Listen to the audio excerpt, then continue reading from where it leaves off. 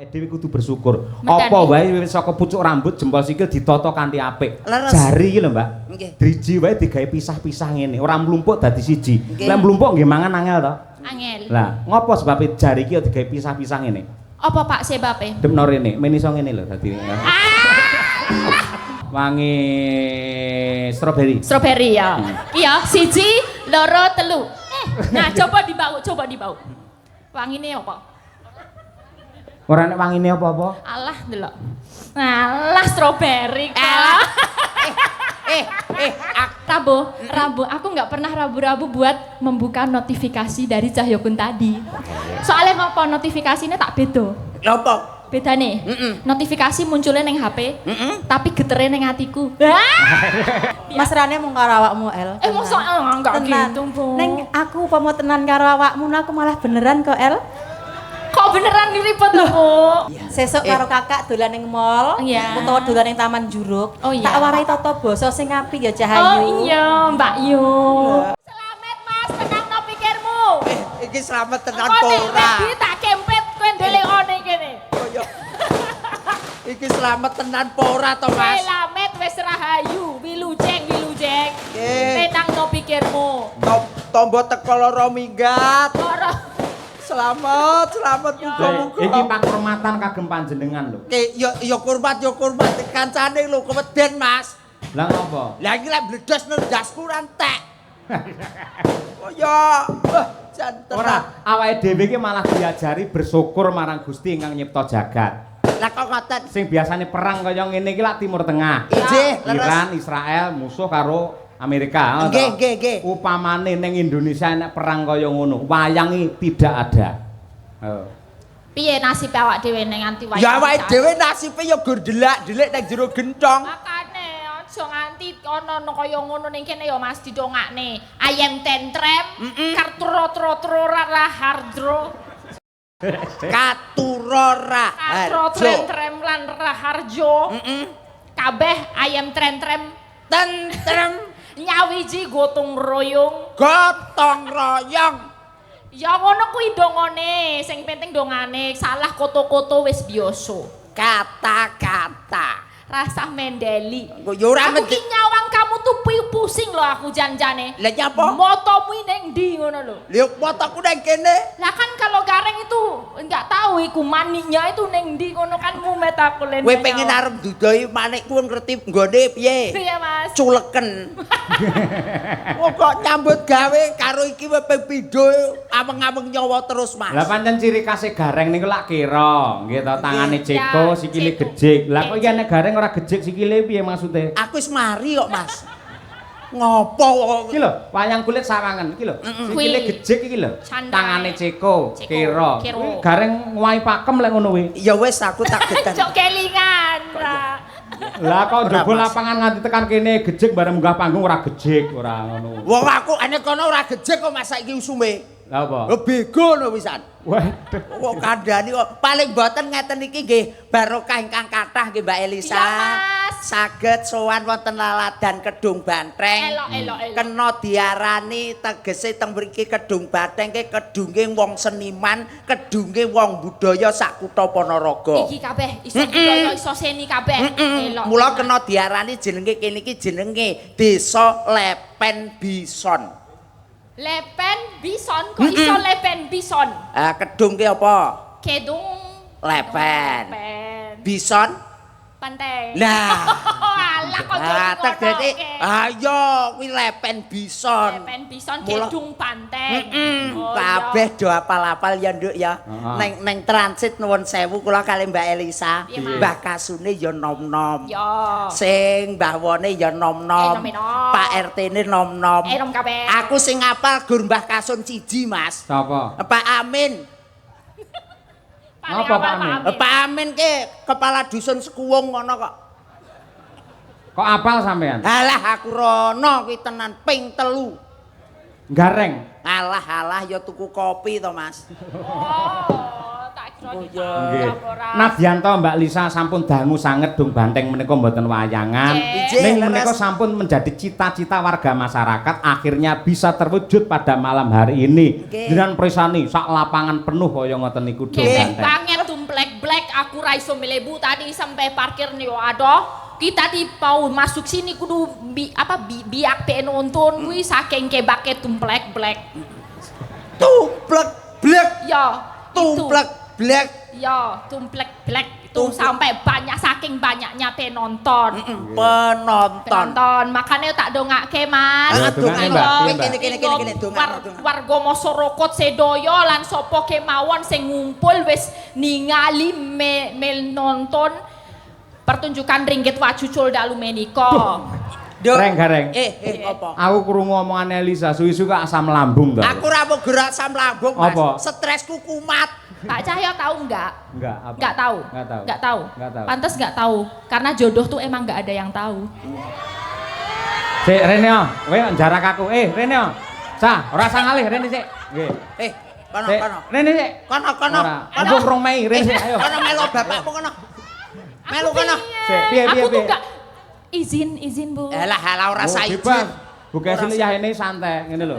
Kon. Ngene, sampe ngomong piye mau? Jodoh piye? Aku kan tanya, kan tadi aku ngomong-ngomong. Terus Pak Cahyo nggak tahu. Nggak tahu. Nggak tahu. Nggak tahu. Pantas nggak tahu soalnya jodoh emang nggak ada yang tahu. Yang tahu siapa? Yang tahu sih Maha Kuwasa. Tuhan Yang Maha Esa. Itulah keagungan Tuhan Yang Maha Esa. Awake dhewe kudu bersyukur. Medani. Apa wae saka pucuk rambut jempol sikil ditata kanthi apik. Leres. Jari iki lho, Mbak. Nggih. Driji wae digawe pisah-pisah ngene, ora mlumpuk dadi siji. Lek mlumpuk nggih mangan angel to. Angel. Lah, ngopo sebabe jari iki digawe pisah-pisah ngene? Apa Pak sebabe? Demno rene, men iso ngene lho dadi.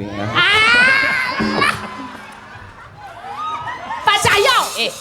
Bentar. Aku iso sulapan. Sulapan piye? Aku iso gawe parfum, toh. Pak Cahyo seneng wangi apa? Wangi stroberi. Strawberry ya. Iya, 1, 2, 3. Nah, coba dibau. Wangine apa? Ora nek wangine apa-apa? Alah, delok. Alah, strawberry kok. Reng, gareng.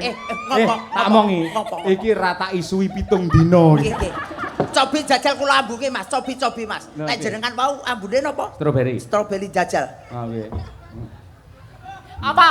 Lah kok pesing ngene to. Kok malah pesing ora ngono. Ora sia-sia lho ini dalang idolaku. Pak Cahyoku tadi. Ayo. Ya ora wong idolane jenengan. Lah, kok piye? Idolane warga masyarakat Ponorogo, Nduk. Spesial ya. Lah spesial. Mulane penonton sakmene oke, ya menunggu beliaunya, kiprahnya beliau sabetane piye apa neh nyabetke atiku Mas. Waduh. Wes, ayo. Awakmu kuwi rasa ngono. Apa? Lek Mas Cahyo ki kan ya wis enek Bukesi. Ya ben, Loh. 1, 2. 1 buat Sukesi Rahayu, tapi 2 untuk Elisa selamanya. Waduh.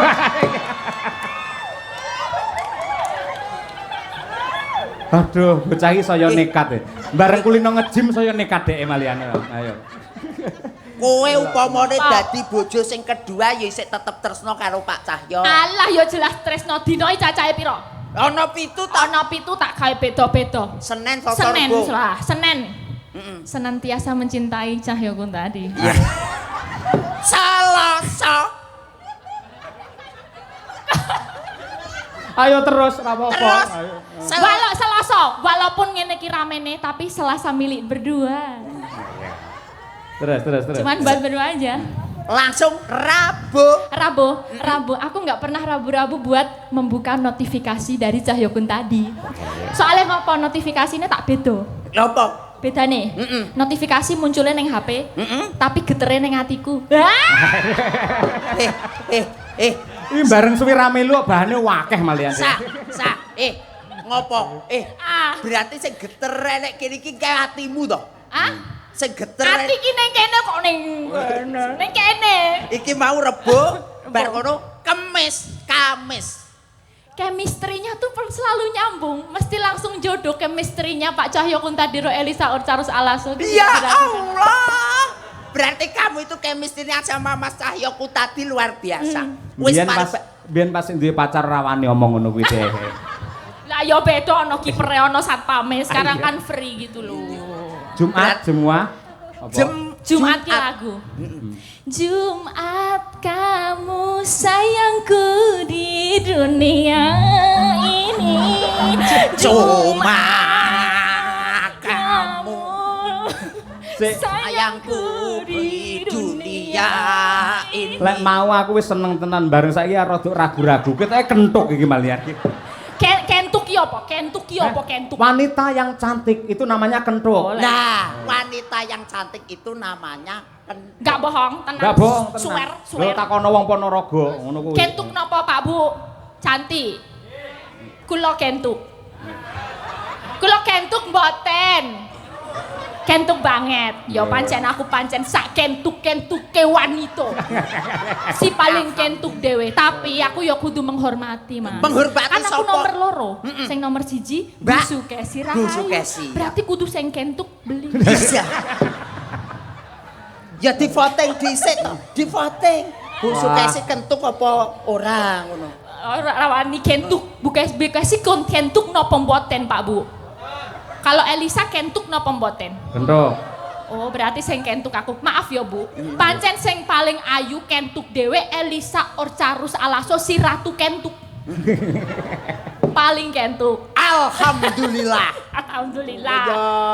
Terus apa mau teruse? Tekan apa sih tadi? Sabtu. Sabtu, cuman kamu Sabtu-Sabtunya di hatiku. Minggu keri dhewe. Kowe apa urung ngerti to, Sa? Minggu prai. Di saat dianjurkan pemerintah minggui prai jalan-jalan. Sa kuwi mau Senin wis. Selasa wis, Rebo wis, Kamis wis, Jumat wis, Sabtu ya wis. Iki saiki kari dhewe Mas Cahya ya. Minggu. Minggu ki prei dianjurkan pemerintah prei dienggo jalan-jalan pijet nek kesel. Lah jaremu mau Sabtu satu untuk kamu. Iya. Lah terus saiki Minggu. Minggu dianjurkan pemerintah tanggal abang prei. Wayahe pijet opo lah sak karepmu. Tegese iki ya artine kaya kuwi mau lek Sabtu satu untuk kamu ngono lho. Gek saiki Minggu. Minggu prei, wah kandhani angel iki. Goblok banget kuwi garek kena tanggal abang kok nekat arep ning ndi kowe. Nekat wae. Rasa ngopo-ngopo Minggu. Tegese niku kula kan negeste ngoten lho Mas Cahya kados Senin niku wau kan nggih sae. Selasa ya apik, Rebo apik, Kamis apik, Jumat apik, Sabtu apik. Iki kali siji Minggu. Minggu prei ya Pak. Iya tanggal abang. Ki aku karo Pak Cahya iki wis plek. Minggu prei napa mlebu Bu? Ki plek. Minggu prei napa mlebu? Plek. Mlebu apa mlebu? Ketoke sing wedok prei ora kena dienggo. Asem kok ya. Lah ngono. Karo ndongake Mas. Doa terbaik untuk warga masyarakat. Mas Gareng dulu, Mas Gareng dulu. Nggih. Niki nuwun sewu ndongakne wong Kedung Badeng Mas nggih. Aja keloro-loro nalika semono, apik atine nalika sakmene. Nggih. Mula mbiyen keloro-loro artine niku barang sing ora bener nemplok ning kawasan mriki. Ning alhamdulillah dulur Kedung Badeng sakmenika manggih kawilujengan kebagaswarasan selamat donya, selamat akhirat. Allahumma amin. Karek awakmu. Selanjutnya Mbak Lisa, ayo doa. Aku ya doane kaya mau kan kas ciri khas kene pangtun. Pantun.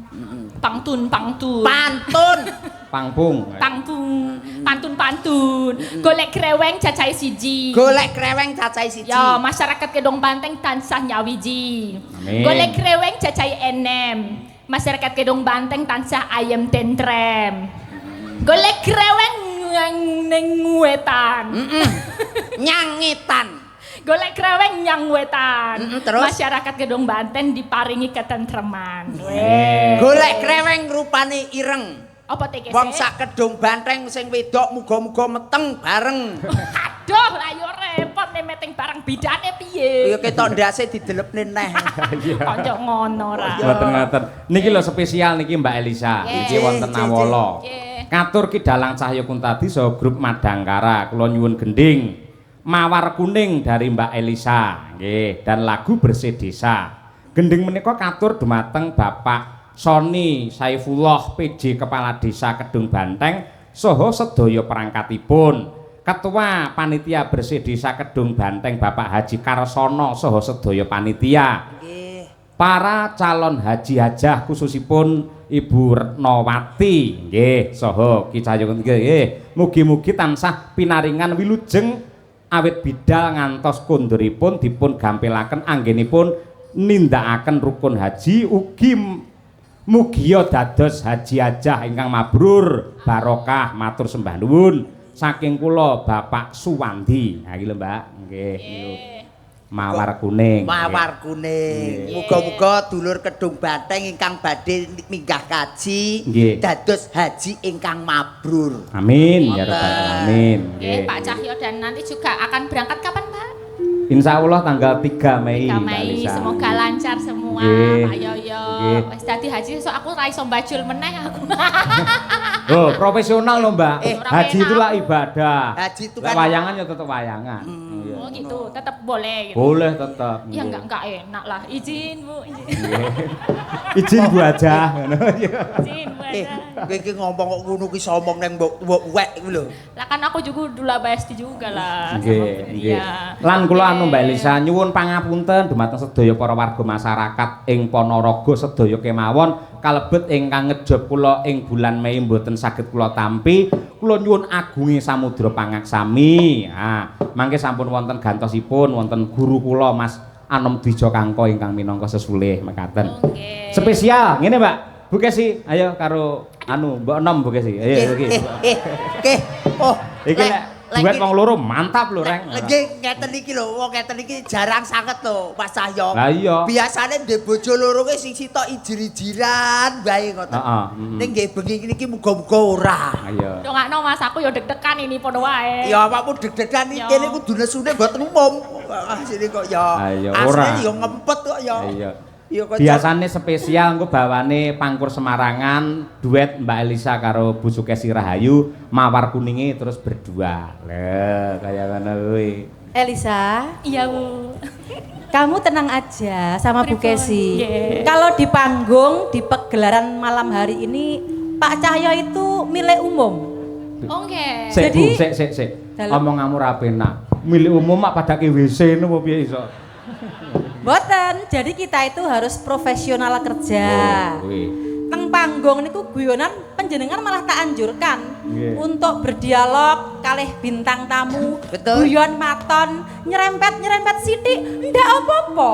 Mergo atiku ki wis tak siapke. Dadi bojone dalang niku Mbak Iya, Elisa. iya. Atine kudu jembar, padang lembah manah ora kena cemburuan. Lek cemburunan, wah lek kurabi karo Pak Cahyo ora bertahan 16 tahun. Wah, Ya ra? 16 tahun loh Mas Kareng. Iya lumayan. Ning asline ya ngempet tok. Ora ngompori ah Mas Kareng iki lho. Reng. Asline ya ngempet. Kowe aja ngawur, Reng. Nun Apa? sewu, lek aku ora tanggapan karo Bu Kesi. Nggih. Anak-anak tak kon ning omah, aku lunga berdua. Kalih Bu Kesi. Lho Pacaran. ning mall ngono kuwi. Ya. Mesti mesra romantis tak gandeng tangane. Lho. jenengan kalih Mbak Kesi.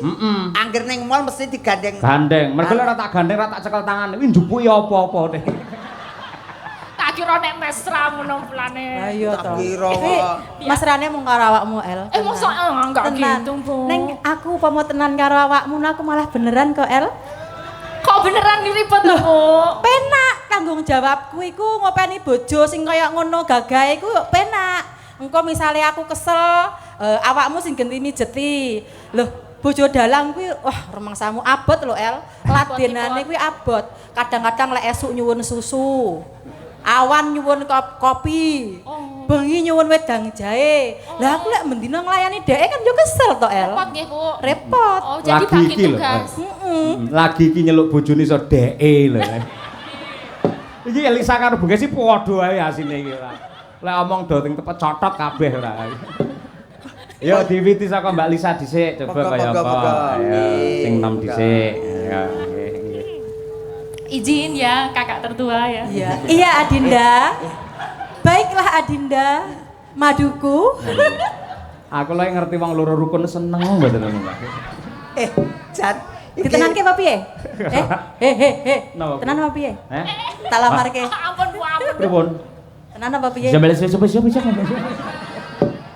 Ora apa-apa lho, tenan lho. Ya Bu Kesi. Bu Lisa. Mulai buyar. Mah Ya, Elisa. mulai ini kan. Iya. Monggo. Mingkar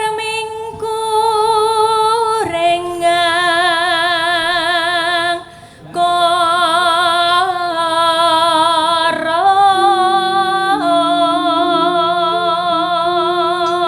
Para penonton tepuk tangan untuk Mbak Elisa luar biasa. Dudu wong Jawa ning suarane njawani. Istimewane teng Ponorogo niki Mas Cahyoku tadi. Nggih to. Wong yang ngendikan niku Mbak Elisa nggih Bu Kesi. Nuwun sewu kena diarani jarine wong kene ting pecotot. Ning yen nembang niku suwantene jos. Saya sangat. Boten kula niku sak gaduk-gaduk niku nggih belajar kepada kakak tertua ini. Nggih.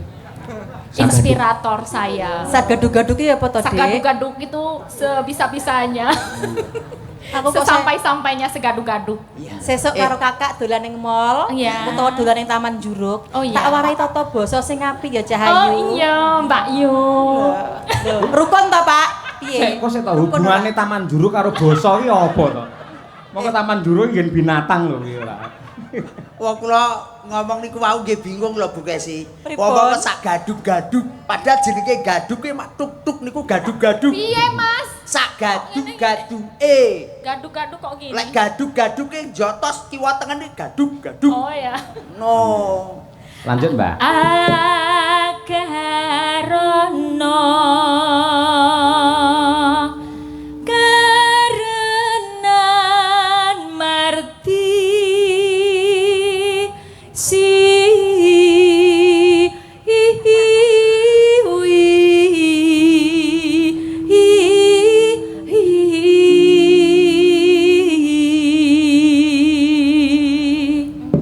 Oper Bu Kesi, ya Bu. Aja kalah karo adimu, yuk. Aja kalah karo mbok nom ngono lho. Iya. Kok iso adimu kuwi kok. Gareng iki ora ya. Bapak Ibu, jenengan lek Pak Cahyo mendua ngoten setuju mboten? Setuju. Sajae. Piye to wong dong bantengi ora. Iso malah iso. setuju. Loh, kula jane pengen nyuwun presa lho. Panjenengan niku alasane napa kok iso mempersilahkan Pak Cahyo mendua Elisa dan Casey niku alasane napa, Bu? Coba Ibu Eni kok sing kudungan oren. Napa, Bu? Wah, ora iso jawab kok. Wedi kabeh tak tenani. Nggih. Lah iya, karepe jenengan men enteng gaweane ngono lho Bu Kesi. Dadi satu engko profesi. Senin Selasa Bu Kesi, Rebu Kemis Elisa, terus Jumat Setu engko Bu Kesi. Lah Minggu tak nggih pijet ngono. Loh, pancen ya ngeten loh, memang poligami itu diperbolehkan. Betul, betul. Tapi dengan catatan mbok wek iku kudu setuju, ya toh? Merestui, ikhlas lahir batin. Malam hari ini disekseni waraga masyarakat Ponorogo Kedung Banteng, Pak Cahyo tak ikhlasi lahir batin loh. Piye tok tok tok tok tok tok tok tok tok tok tok tok.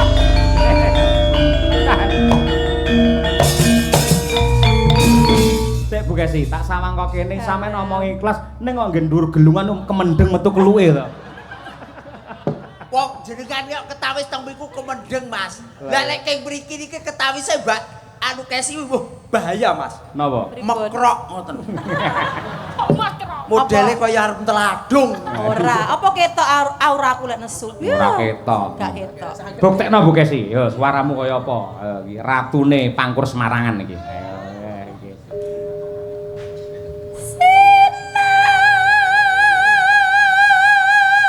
Terus sayang.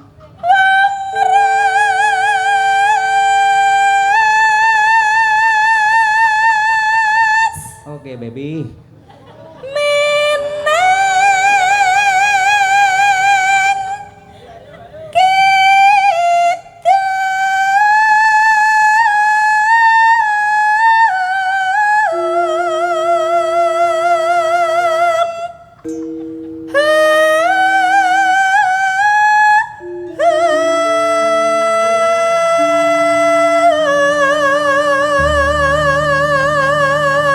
Unggah keneh Bu Kesi. Mbak Elisa kudu memperhatikan. Ayo. Bar iki kudu sampean iso ngene iki kuduan. Kowe aja nganti kalah lho, aja Ayo, nganti kalah. ayo. Kowe pendukungke aku.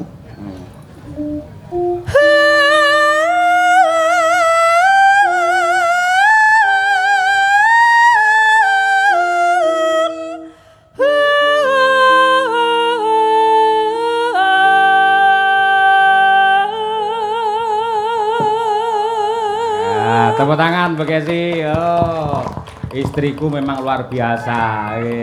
Mbak Elisa aja nganti kalah. Sampean kok iso ngono, gamel aku peken. Ayo, wis. Ning Bunang tok nggih, dodol es kalau Bu Kesi. Tak kira lek kabeh. Iki gamelan mas kawin. Ah iya. Nalika awake dhewe rabi, rek yen pengen menehi Elisa sampean kudu sembodo nukokne gamelan anyar ditulisi CE. Apa kuwi? CE. Cahya Elisa ngono. Iya. Lah iki kan sing mereke KS. Apa kuwi? Kesi. Malah kondang Sutresno. Kesi Suloyo. AKS kok. Mosok yo kace. Kudune kace kok yo. Iya, rambute kace. Ayo Bu Kesi, anu Mbak Elisa ditirokne Bu Kesi iki mau. Kayak gitu. Oh gitu. Kulo gak sageti. Tak beri semangat dari sini. Bisa, Ayo, Adik, nggih. bisa. Asik semangat Bisa, ya. Adik. Ya. Tai wangi donga, Nduk. Kok kene tai wangi donga. Nggih. Jo karo kalah ate karo mbok wek. Nggih. Anu ya. Sik contohnya pesan khas Bu Kesi. Ayo Bu Kesi pesan khas. Yo.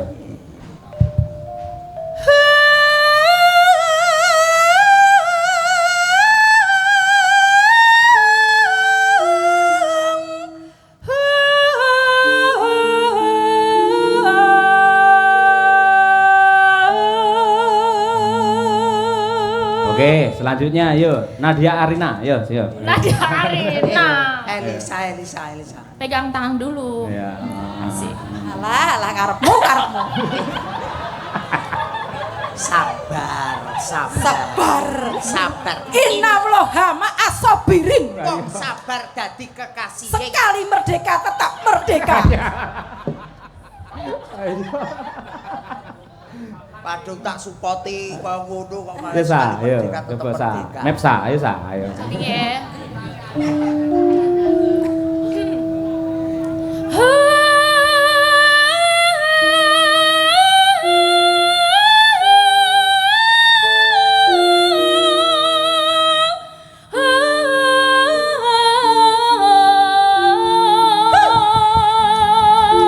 Salim. Selamat adikku sayang. Iya. Iya. Mbak Kesi, Mbak Elisa, kula voting nggih. Nggih. Niki sae Mbak Kesi napa sae Mbak Elisa? Sae sedaya sing elek gareng. Amin. Banding ke orang. Terus, yo. Mbak Lisa, ya Mbak. Oh, aku lagi ya. Ayo no, yo. Sinupa Sinukarto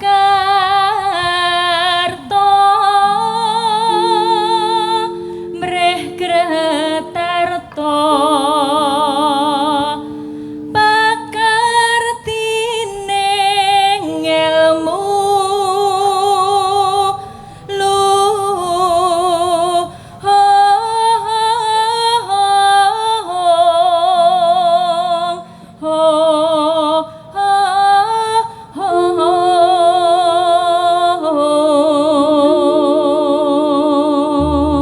Mangga buka es. Buka es. Kesi yo. Nggih, Kesi. Suloyo. Boten. Kesi Cahya Kuntadi. Ayo. Ora melu-melu aku mekrok kok wisan. Lah ya, enten iki. Kang tumrap ning tanah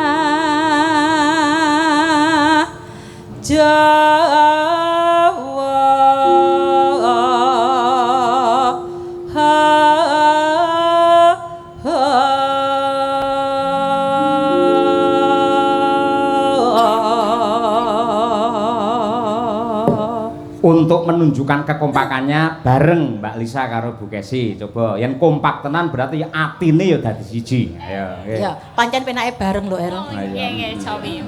Nggih. Ayo Yo. sayang. Ji, rok lu. Agama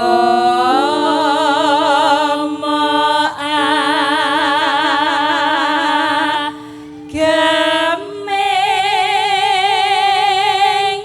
haji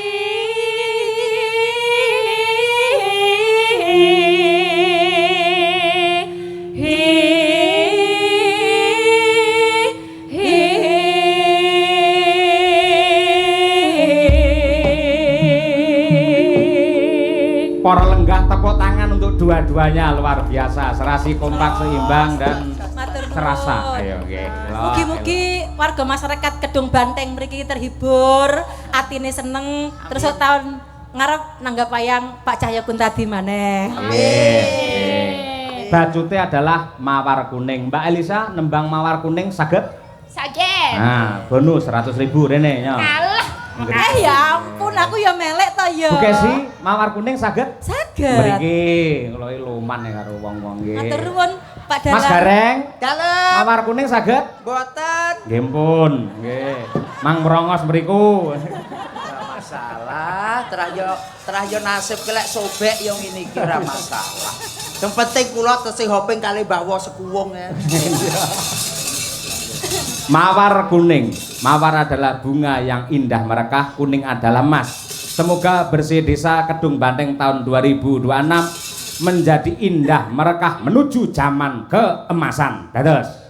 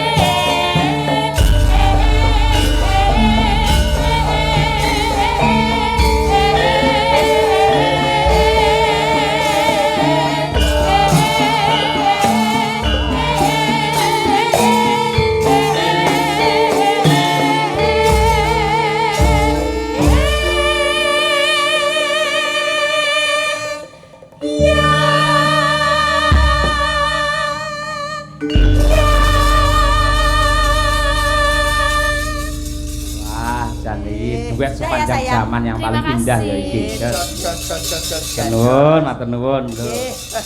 Kaya ngono kuwi lho Mas Gareng, endah seni budaya iki kaya ngono kuwi. Leres. Kula ditresnani dulur wonten ing Laladan Kedung Banteng. Nggih. Wong kuno diarani keseresayan. keserasian di antara kita dan kita. Leres. Kula bersih desa iki dienekne sedaya masyarakat Kedung Banteng manggih kawilujengan kebagaswarasan, slamet donya, slamet akhirat, kabeh usahane iso lancar, ora ana bebendu, ora ana mala sing tumiba marang sapa wae. Leres. Mila bersih desa menika kejawi atur kurmat dumateng para leluhur ingkang babat wonten ing Dung Banteng. Dan yang terpenting adalah wujud syukur kepada Gusti ingkang nyipta jagat. Yang ketiga nenggih melestarikan budaya dan ajang silaturahim. Menawi bersih desa ngeten niki mbuh agamane apa, mbuh golongane apa, mbuh mbiyen nyoblos apa, ning yen wis kumpul dadi siji sak lapangan anane mung seneng ndonga bareng untuk kesejahteraan warga masyarakat Dung Banteng. Leres Mas, apa lho pedahe wong ki lek arep guntuk-guntukan. Apa pedahe wong-wong arep pleruk-plerukan ora cukup sangka niku. Kula persatuan dan kesatuan itu harus tetap dibangun supaya desa itu menjadi maju dan selalu menjadi idaman di Kabupaten Ponorogo. Amin. Nggih. Menika kathah sanget nawala ingkang tumibeng pangkon Mas Gareng. Nggih, Pak Cahya. Saka katresnanipun sedaya para warga. Dari PJ Kepala Desa Dung Banteng Bapak Soni Saifullah SE ngersakake lagu Pepeling kalian Gala-gala. Dari BPD Desa Kedung Banteng ngersakake lelagon Ninggal Katresnan. Dari perangkat Desa Kedung Banteng request lagu Gadis Manis Kalimantan. Waduh. Niku prawan Kalimantan. Iya. Kalih negara angin apa iya? Wah, dan. Nggih niki nuwun. Karo aku. Negara angin. Heeh, negara angin. Tapi duka niku kula dhewe nggih mboten mesti kok. Nggih, ngene Durna ngatas Maruta. Ayo nggih. Nyuwun lagu kagem sedaya nggih. Saping Gunung Mbak Elisa. Warga Kedung Banteng nggih. Terus saking Bumdes warga makmur Desa Kedung Banteng ngersakaken podang kuning kalian sesideman. Dari Bapak BPD Kedung Banteng kepada YTH Bapak Dalang kami mohon gending Kidung Wahyu Kolosibo kalian kapilut dipun aturaken dumateng sedaya lembaga desa lan warga masyarakat Kedung Banteng. Semoga ayem tentrem dan guyub rukun. Amin. Terima kasih BPD Kedung Banteng. Nggih, menika lek mboten salah niku adikipun Pak Karyono. Oh nggih to? Nggih. Oh nggih. Nggih. Assalamualaikum warahmatullahi wabarakatuh. Waalaikumsalam. Katur dumateng Mas Dalang Cahyo Kuntadi menawi kepareng kula badhe nyuwun lelagon Gubuk Asmara. Nggih, kula aturaken dumateng perangkat Desa Dung Banteng saha panitia bersih desa. Mugi tansah dipun sengkuyung warga masyarakat anggenipun nglestarekaken budaya tradisi. Wassalam saking kula Pak sapa iki? Sapa Mas Gareng iki? Dukuh Wahyudi ya. Pak Wahyudi Dukuh. Nggih, Wahyudi Dukuh. Niku Mbah Guru, Mbah Dukuh. Dari panitia bersih desa minta lagu Katresnan Sejati. Nggih. Dari Primanet Wifi dan kawan ngopi lagu Kusumaning Ati. Ha nggih, dan pamundutan dulur mriki niki jan luar biasa. Nggih. Mulai sangka klasik, dangdut, keroncong dan lain-lain. Nggih. Kula niki nggih setunggal mboko setunggal dipinakani ngoten nggih. Nggih. Cahyo. Pamundhut saking Bapak PJ Kepala Desa rumiyin ngersakaken Pepeling. Nggih, dipun pinangkani. Jenengan ingkang mbawani? Kula lek ken bawa mboten matur, Mas. Lah napa? Wah, kula niku gaene kali bawa Amin lho. Gaene kula teng mriku lek bawa niku mboten pas niku. Kok mboten pas sebabe? Alah niku lek teng Pepeling to. Ngelingne derma menungso supaya ngilangne barang sing ala mlebu barang sing apik. Oh, ngaten. Aku dhewe awakku ora ngapik karo ngomongni wong liya ora wani. Wah iya nggih. Siap. Yo coba diwiwiti saking anu mawon Mbak Lia, yo digeser engko dandang gulanipun. Nggih. Dandang gula rukun Islam mangke kalajengaken Pepiling pamundhut saking Pak Kepala Desa PJ. Nggih, Pak Soni. Nggih. Yo Mbak Lia. Rukun Islam kang lima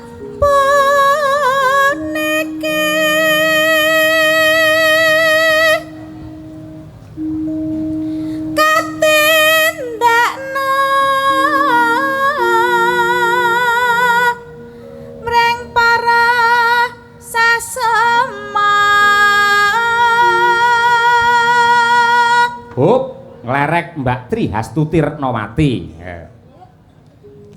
Aja nganti ditinggalke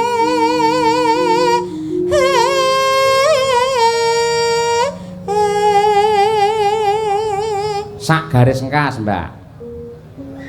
Rukani slampu niku Nglerek Mbak Mira Kirana. Ayo. Saking Nganjuk. Dari Nganjuk. Sahadate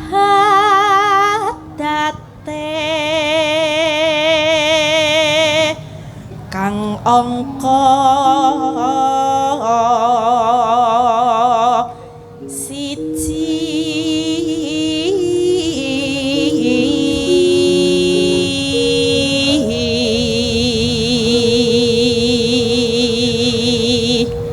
Mas Cahya Dalem. menika ugi sedulur sedaya utawi Mbah Lurah sak Sukorejo. Sak kecamatan nggih, Mas. Nggih, menika rawuh sedaya, Mas. Oh nggih, sembah nuwun Bapak-bapak kepala desa ing wewengkon Sukorejo, sugeng laras, sugeng midhangetaken. Neh, sak garis kan, Mbak. Kang angka loro salat Mbak Dian. dene kang katalu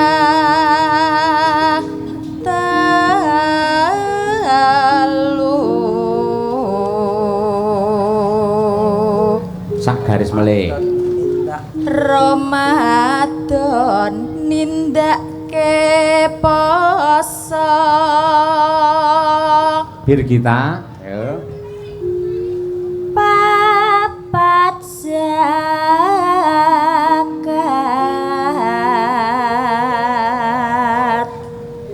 ping 5 ngibadah haji. Nah, pas iki. Terakhir Winong Nawangse. Ngedum iso pas ini wangel lho. Ayo. Nggih. Jenengake wonten luar biasa kados Mbah Lurah Pak Soni. Ah, iya. Pokoke lek ngedum ki ora tau cecer. Lah nggih to, Mas. Pokoke arep pira-pira ya tetep didum padha. Leres. Ya. Rukune Islam sampurna.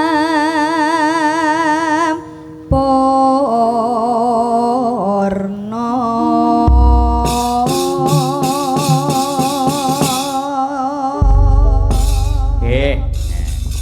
Monggo dipun aturaken pepiling karya Abdi Solo Sumargi Ki Anom Surata. Yuk, dados.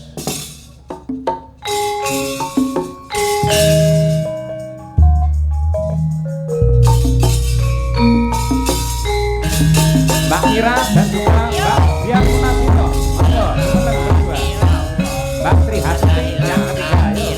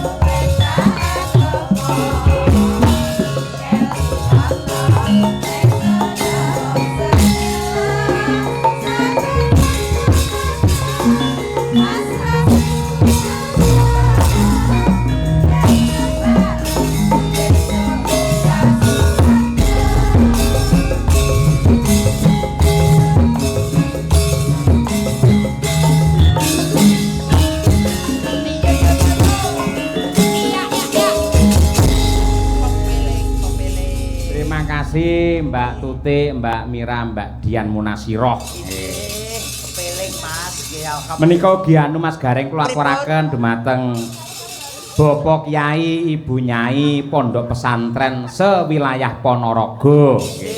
Wabil khusus ing Pondok Wali Songo Ngabar. Mbah Kyai Ihsan, Mbah Kyai Wahib ing sampun momong putune Brahma Kesawa. Lan sedaya kemawon para pengasuhipun nggih ngoten nggih. Niki Mbak Elisa karo Mbak Birgita yo nggih. Mbak Elisa, Mbak Birgita. Gubuk Asmara nggih. Gubuk Asmara. Nggih, nyambut gawe niku lek teng Ponorogo Mas, podang kuning gubuk Asmara pepiling ki aja ngantek lali. Nggih to, Pak? Nggih, mboten namung tenggene wayangan, reokan yo kuwi. Gajah-gajahan nggih niku. Masa? Nggih, Ponorogo ke budayane niku yen gending aja ngantek nglalekne gubuk Asmara. Penting ngoten nggih. Penting. Kangge kula luwih penting dhuwit timbang niku. Jenengan to? Nggih. Padha. Lah tunggale ora. Tukung-tukung Mbak Lisa dan Birgita. Ini adalah sepasang merpati prasasat kaya kembar. Ayo nggih. Dedeke padha ngejime ya rutin. Ayo. Iki kok wis Nggih. ngejim. Mangga Mas, tukung-tukung. Yo.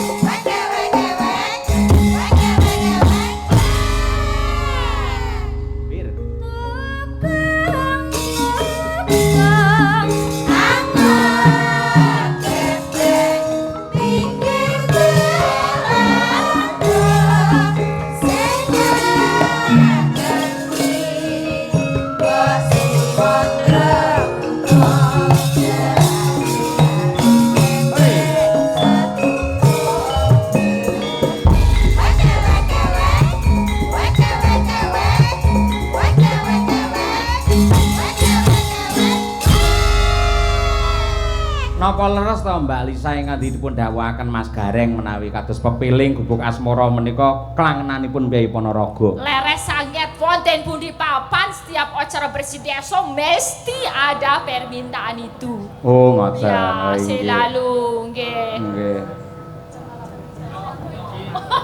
Waktunya buka puasa. Waktunya sahur. Oh ya. Niku kangge pengiling-iling awake dhewe syukur karo Gusti nganti jam 12 iki tasih dipun paringi sehat walafiat ngoten. Ki wong bawa gubuk Asmara ki ya dawahe jam dinding mania. Jam dinding mania. Lah Ya, nggih. mania. Ini kita kirimkan untuk seluruh Mbah Lurah yang hadir. Nggih. Mbah Lurah Sono Keling juga. Kemarin Betul, kita di nggih. sana beliau Nggih. hadir dan juga semua Mbah Lurah yang hadir. Pokoknya Ya. tanpa terkecuali terima kasih. Betul. Sudah lengkap. Nah, anu Pak Trimo. Trimo Nggih. juga penggemar wayang semua. Nggih. Alhamdulillah. Kok ajae doa kerap men to karo Mbah Trimo bareng. Kandhane kok. Oh, benditen niku jan CS Elisa lho Mas niku. Oh alah, kula dereng kenal, dereng nate ditanggap marai ayo. Tapi hadir terus kalau panjenengan ada wayangan, Oh, Mbah nggih. Trimo tuh pasti nyusul. Oh nggih coba nuwun Ya. Mbah Trimo. Anu Pak, kalian ngaturaken wilujeng dalu Mas Arif Nglumer. Mas Arif Malulah. Kowe yo kanca to. Kowe kanca apa ayo ayo. Kowe ana apa karo Mas Arif Nglumer? Loh, Mas Arif Nglumer ini setiap Pak Yoyok Mayang itu selalu hadir, selalu ngomen apa itu postingan TikTok saya selalu di komen. Setiap Pak Yoyok apa setiap Birgita hadir? Ya setiap aku bareng. Iya. Oh, kuwi lho nganti untune dibegel kaya ngono lho. Saking ngefane ben padha kok. Nggih. Niku tebih lho saking Lumer Madiun Betul, Betul, usul betul, dugi betul. mriki. Kota Madiun rada rono Nggih. ya. Arep pengen ro Birgita karo Elisa ngono wae tenan. Nggih. Diwangi suk-sukan teko kene. Ugi kula aturaken dumateng Bu Sri, Pak Jono tebih saking Surabaya menika nggih selalu rawuh. Nggih, Ngoten niku. Alhamdulillah, alhamdulillah. Nggih. Saksi-saksi dari Magetan, Saksi-saksi yang Blitar, hadir merapat matur nuwun. Nggih. Kita apalah kita tanpa penggemar ya Pak Yoyo. Betul, nggih, nggih, nggih. Monggo bawanipun dhisik coba kaya apa? Ayo kowe sik Bir. Ayo, nggih. Luduk Asmara.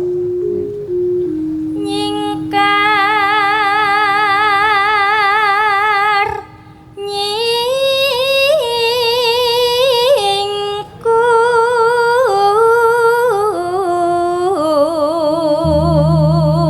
nyingkur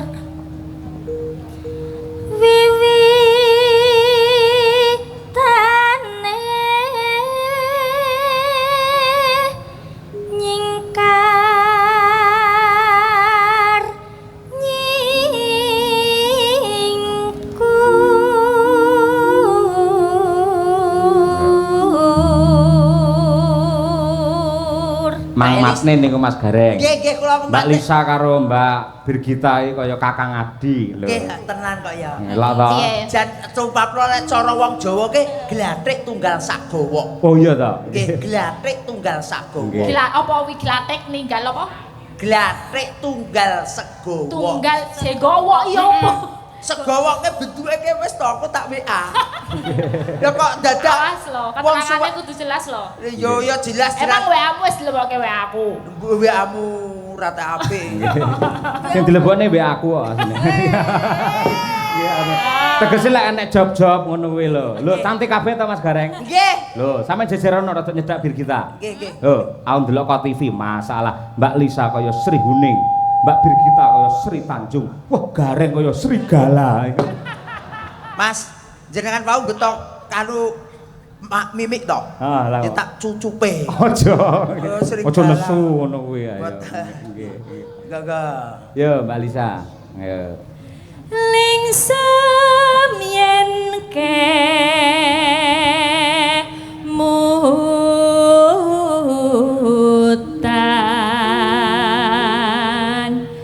lelampahan kang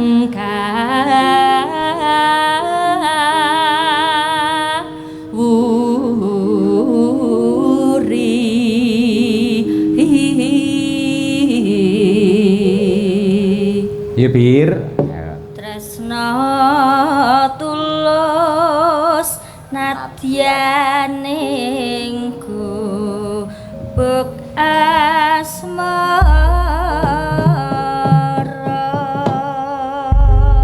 Jan apa-apane kok ya padha to, Bir? Diteke lho padha. Kita juga sama. Kayak Iya.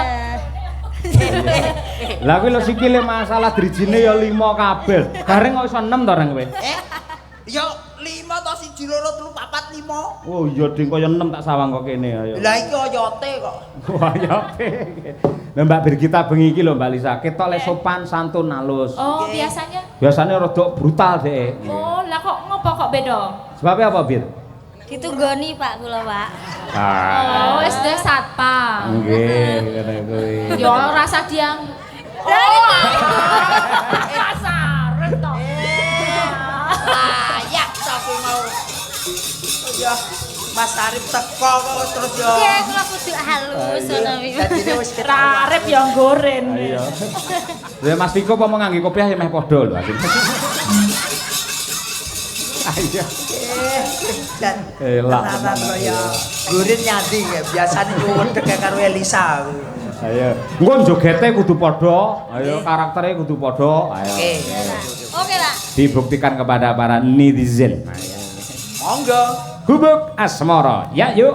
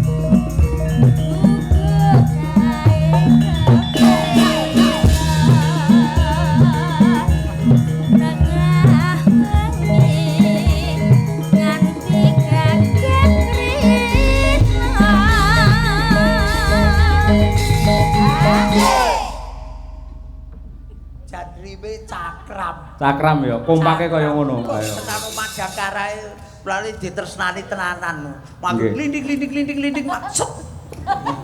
Gamelan kok klinting-klinting. Lah yo ki mau lho iramane klinting-klinting. Set. Kaya kirek dikalungi ya klinting-klinting. Ayo. Moga-moga. Coba. Catatan sajrone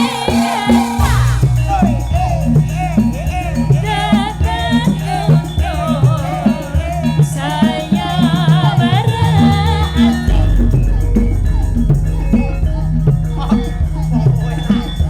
aku kowe dadi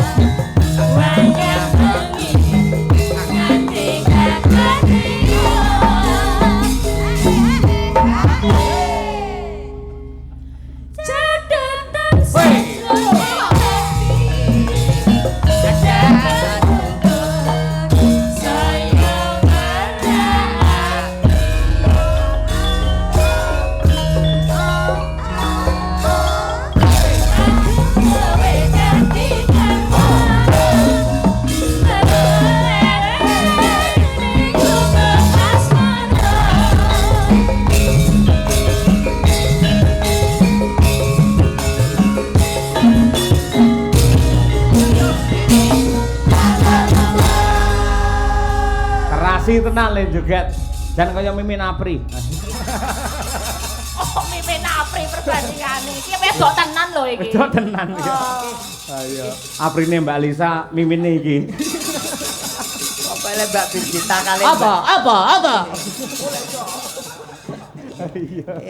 Luar biasa sanget saestu Mas nggih. Kekompakane niki gawene tresna dulur-dulur Ponorogo. Leres Mas, leres nggih. Wonten setunggal lagun melih napa tesih kuwat? Tunggal niki mangke sanesipun sing hot-hot kulaturaken nggen goro-goro lan kula suwun dumateng sedaya khususipun warga masyarakat ing Dung Banteng. Mumpung enten wayang, mumpung malam Minggu, monggo sami wungon nganti tancep kayon. Diniati tirakat nyuwun kalian Gusti yen nonton wayang nganti tutuk lakon muga-muga diparingi tutuk anggenipun momong anak putune soleh lan solekah kabeh. Amin. Ya Nong, ayo coba. Mbak Winong. Ini Mas Ayu Winong nawangsih.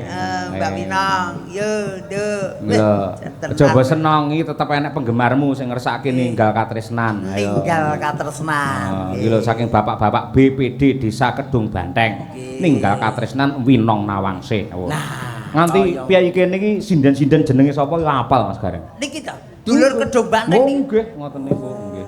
Nggih, mau. Ya coba kaya apa ayo. Moga-moga Mbak Winong. Langsung aja ya, Pak. Nggih, langsung saja. Nggih, boleh. Ayo. Nah, monggo Nduk Winong.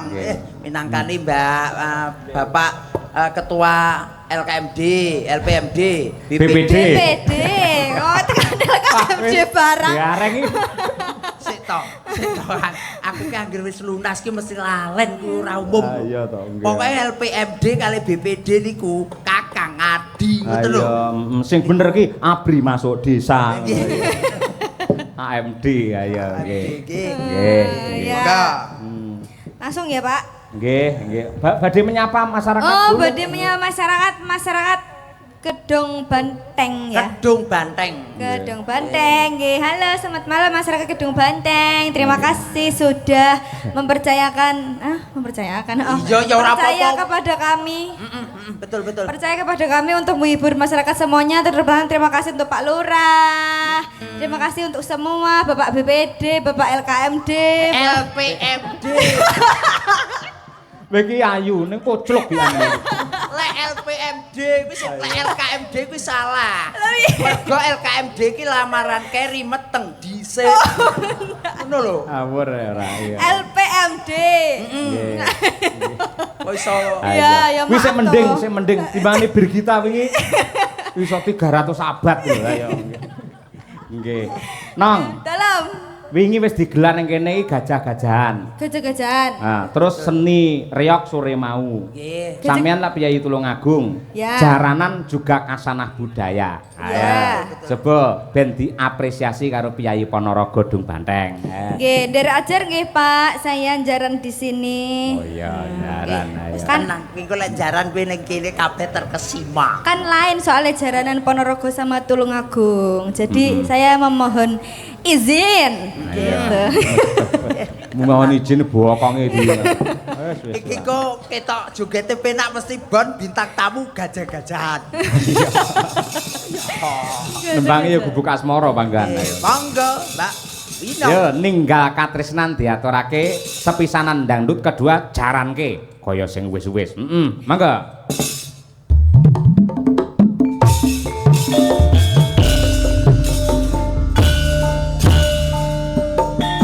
Oh.